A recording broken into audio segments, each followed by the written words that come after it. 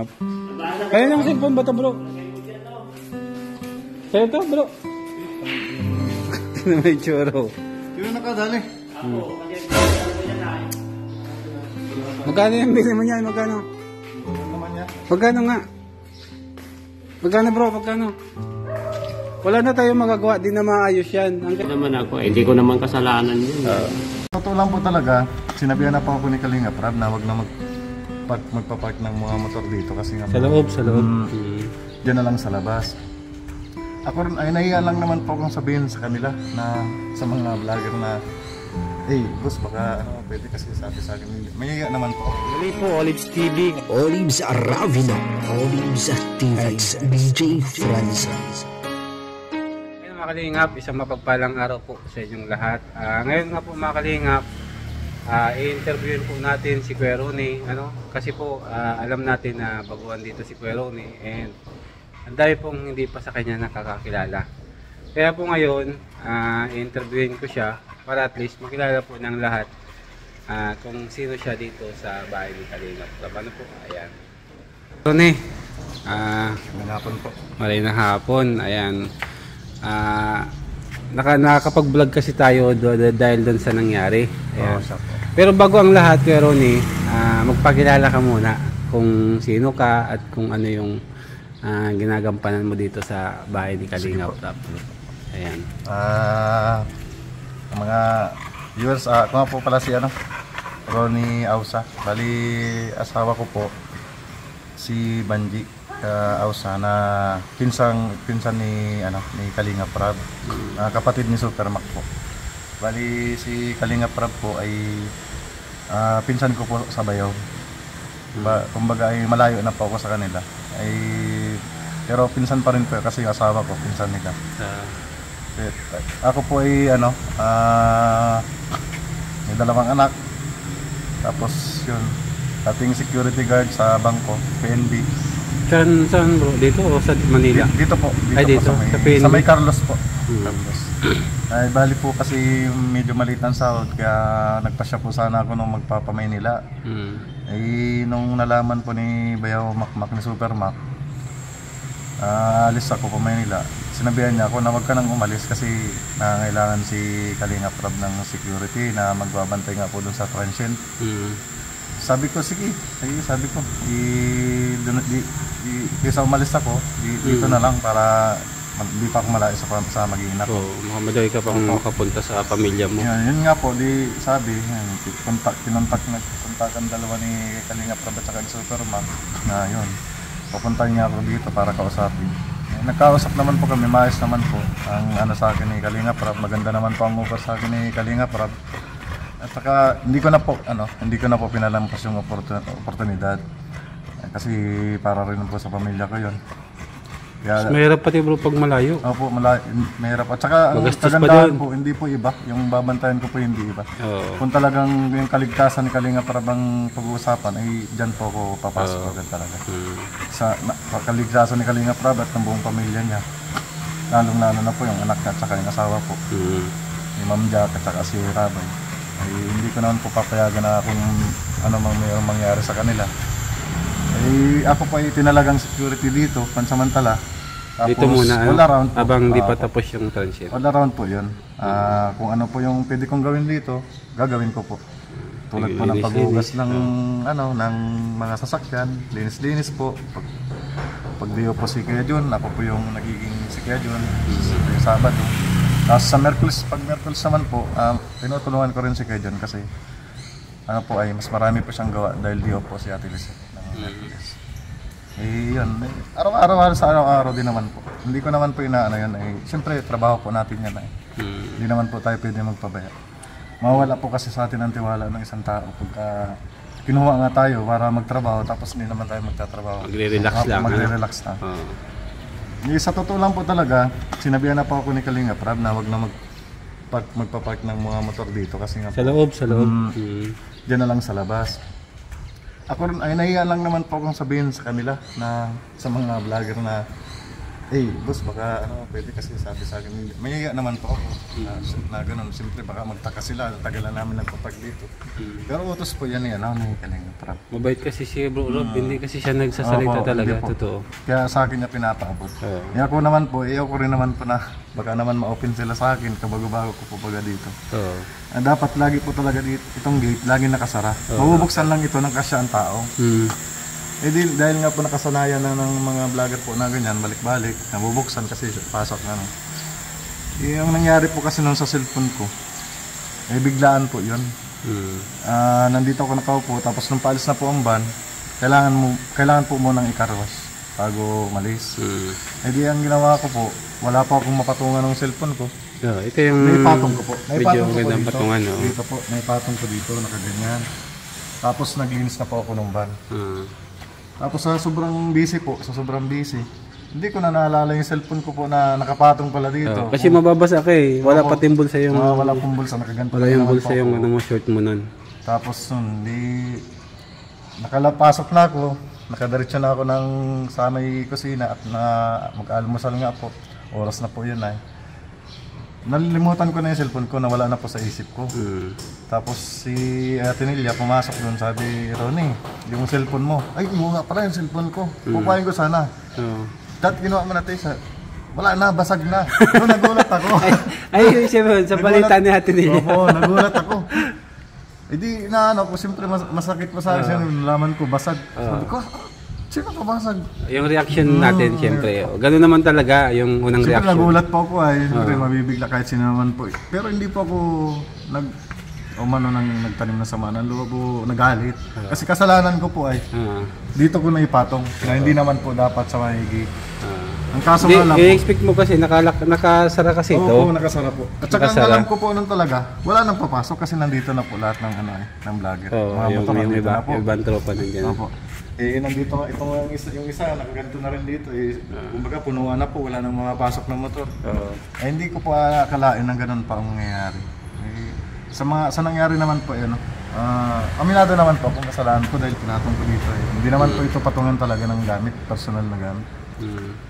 Yan nga po, sa pagmamadali, wala man akong ibang mapatungan, naipatong ko po doon. Tapos na yun, naglinis, nakapasok na ako ng loob, saka ko pa nalaman na basag na nung... Pero parang medyo na-shock ka, Kasi... Tsaka na rin po kay Dilo, siyempre, sabi ko nga, nagkikwentuhan kami ni Dilo dahil ganyan. Elite ka niya kasi ganyan. Parehas kasi kami nun, Bro, ni Kuya Dilo, bagsak yung YouTube namin at hindi man kami madalas talaga mag-vlog. Bihira lang. Ako naman po maintindihan naman po. Hindi naman po ako barbastay na malaman kong gano'n, magagalit ako, hindi. May kasalanan po ako Alam ko rin po yung sa sarili ko. Ba't ako magagalit na kasalanan ko? Ba't ko pinatong doon? Doon mo na ilagay. Opo. Sa akin, hindi ko naman po hangad na kung sakaling may magpalit. Ang sa akin lang po, nandun na tapos na po Wala na, wala tayong magagawa. Sabi nga, kaya na tayo nagtrabaho. Kung malit yung sahod natin, halimbawa, malit yung sahod natin, pag-ipunan para magkaroon ng cellphone ulit. Ganun lang po. Pero yung magpupursige ako ng isang tao para mabayaran yun, hindi ko po gagawin yan. At saka hindi ko po ilalagay ang cellphone dito nang ako ay mamimersonal, mandadamay, hindi po.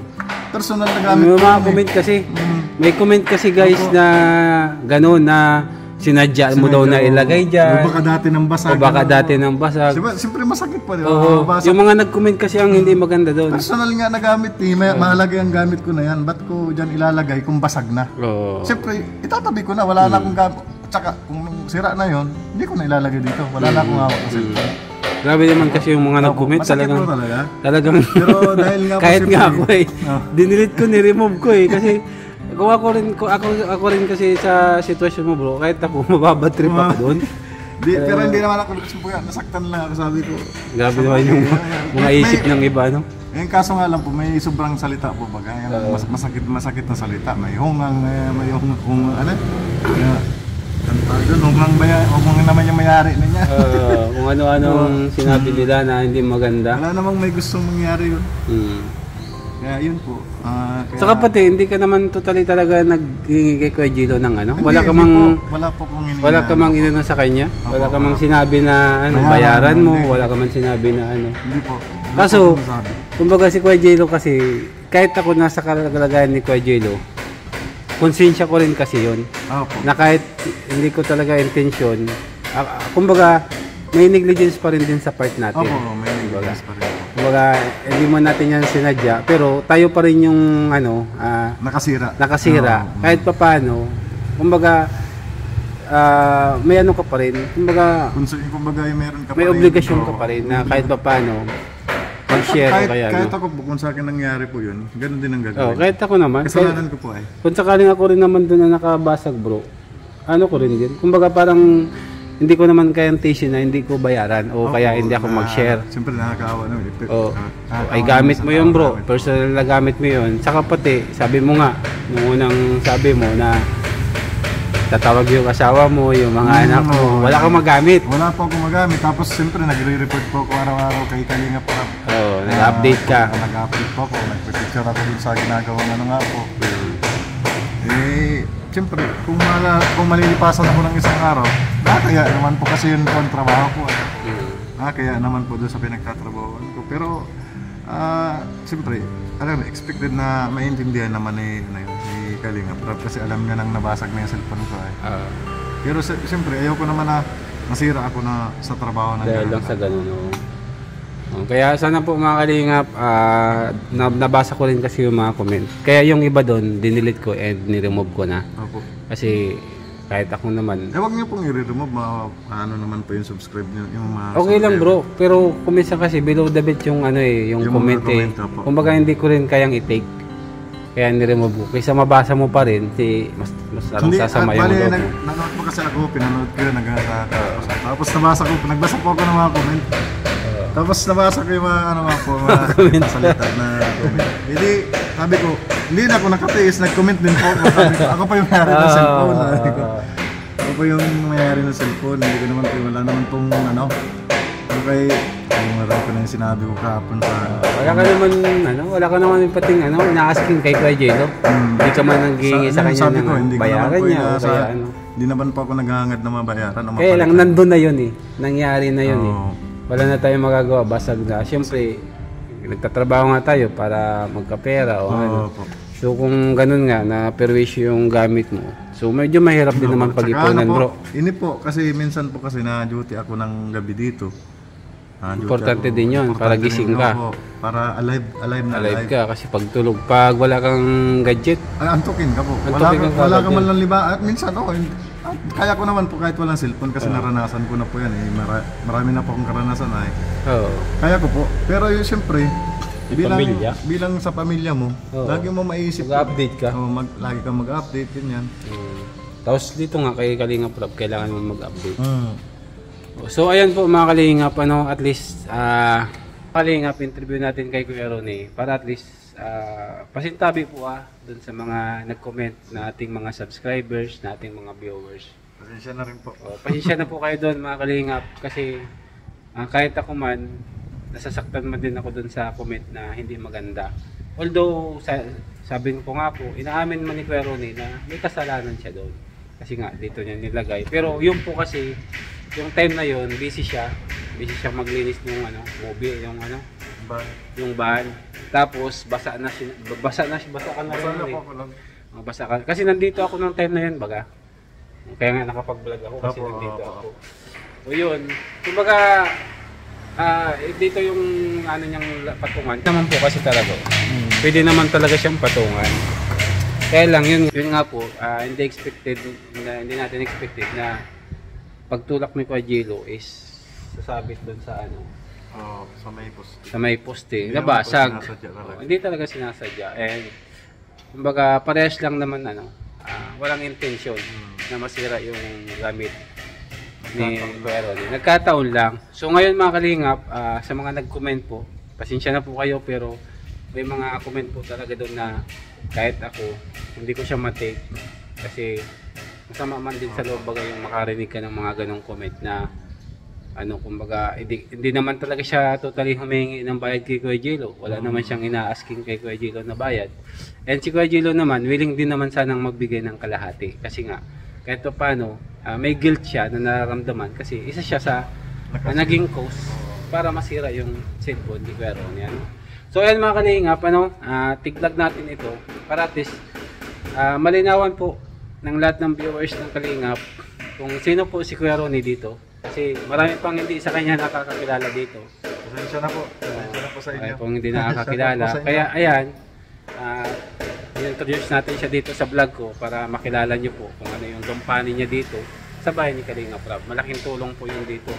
And lalo na dun sa transit ni Kalingap Rob kapag yun ay nagbukas na. Kasi hanggang tanghali nandito po ako, tumutulong-tulong po ako dito kaya sa Kaya kanila Ate Nelia, tinili. oo. Kita nyo po yung vlog ko, katulong niya si Ate Nelia sa paglinis. Ano? Tapos sa tanghali naman po hanggang hapon, nasa transit po ako. Nagbabantay naman po ako ng mga nagtatrabaho doon.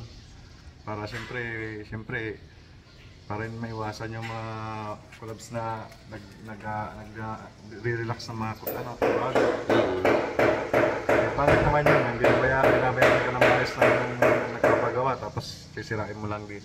Hindi ka magtatrabaho ng maayos. Kaya nandun pa ako. Pagdating naman po dito sa hapon, pati nandito na po ako, ganun pa rin po ang ginagawa ko, walang pong bago. Minsan, siyempre nagre-relax din, siyempre nakakaramdam tayo ng pagod. Pero na-duty pa rin po ako hanggang minsan naabot pa ako ng alas 3 na madaling araw, alas 2. Gising pa ako dito sa loob ng coffee shop, nagbabantay po ako. Bali, gigising ako ng maaga para maglinis din dito. Trabaho po kailangan natin gawin yun. Mahirap pong magpabaya. Lalo na pag pinagkakatiwalaan ka ng, ng boss mo. Huwag mo pong sisirain yan talaga kahit minsan. Tama yun, bro. So ayun mga kalingap, meron pong nag-send sa atin ng 2,000 tulong niya kay Kuya Ronnie para makabili ng cellphone. Ang sabi ko nga po, kung mag 100k views yung vlogs ko sa kanila, ako na magpo-provide ng cellphone sana ni Kuya Ronnie. Kasi 4,000 lang naman yun. Ngayon sa 100k views, malamang kaya na yun ma-reach yung 4,000 yun. Hindi ko alam, pero willing po akong i-sacrifice yung vlog na yun para kung may kita yun, ibibigay ko kay Kuya Ronnie. So, since na meron po nagpadala mga kalingap ng 2,000, ayan, salamat po. Salamat po. Ayan. So ayun mga kalingap, meron po ditong nagpabigay ng 2,000 kay Kuya Ronnie, ayan, galing kay Alvin Bercasio. Ayan, salamat po sa inyo. At meron pa siyang message. So ito po yung message niya. Parehas ako naawa sa kanila, kay Kuya Jello at kay Ronnie. By the way, andito ako sa ibang bansa at lahat ng Kalingap partners ay pinapanood ko pantanggal lungkot dito. Salamat din po sa Olives. Ingat ka po palagi. Ayan. Barbero po ako dito sa Cayman Islands. Ayan. O ayan po. Nag-send po siya ng 2,000 bilang tulong niya kay Kuya Ronnie. Maraming salamat po. Kay Kuya Alvin. Maraming salamat Kay Sir po Alvin. Sir Alvin, maraming salamat po. Ingat ka po dyan, sir. Lagi. Ayan po mga kalingap, ibigay natin yung 2,000 kay Kuya Ronnie. And kapag naka-revenue po tayo doon sa vlogs natin sa kanila, magbibigay din po ako mga kalingap. Ayan. Kuya Ronnie, tanggapin mo ito kasi ito ay galing kay Kuya Alvin, tulong sa iyo. Ayan. Sa ngayon Kuya Ronnie, kulang pa tong pambiling cellphone. Kaya lang, sabi ko hindi pa naman po ako nakasahod dyan sa vlogs ko sa kanila. Kaya pag sahod ko po, mag-share din ako para at least hindi na nagbayad si Kuya Jello and parang nakabalik yung cellphone ni Kuya Ronnie. Yan. Kasi mahirap po mga kalingap sa status natin, 1,000 sobrang hirap na yan, 2,000. Kaya maraming salamat po sa tulong nyo. Pero tanggapin mo ito. Maraming salamat po talaga sa Alvin, lalo po sa Sir Oli. Pero may wala ka bang ginagamit na cellphone? Nakikitext ka lang kaya pwede? Nakikitext na IKEA na lang po. Minsan kay bayaw ko po Andoy. Nag-chat ko na, nakikitawag. Pansamantala po. At least mga kalingap, ito pong yung vlogs ko doon sa kanila, I'm sure kikita naman yun, kaso hindi pa natin makukuha. Mag-share po ako para at least hindi na sila naggastos. Kumbaga nakabalik yung cellphone ni Kuya Ronnie na hindi na naggastos si Kuya Jello, and wala na din ginastos si Kuya Ronnie. Yun lang po yung intention natin, wala nang iba. Kaya ayan, maraming salamat po sa inyong lahat. Thank you so much po sa suporta nyo, and sa mga nag-comment po ng negative, pasensya na din kayo kung medyo nagsalita kami ngayon. Kasi kumbaga para at least maliwanagan din po kayo na hindi naman po intention na nasira yung signal. Saka pasensya na rin po kung makapag-comment din po. Okay lang yun bro, naiintindihan ko yun. At least, okay naman yun. Mas maganda rin yung sinasabi natin na nasa loob natin ay. Kaya mga kalingap, maraming salamat po sa inyong lahat. Sana po lagi natin supportahan Kuya Bal, Ate Edna, and Kalingap. And syempre, wag niyo na akong kalimutan, Olives TV. Kaya karoon salamat ha. Salamat po. Mabuhay po and God bless you all. Bye bye.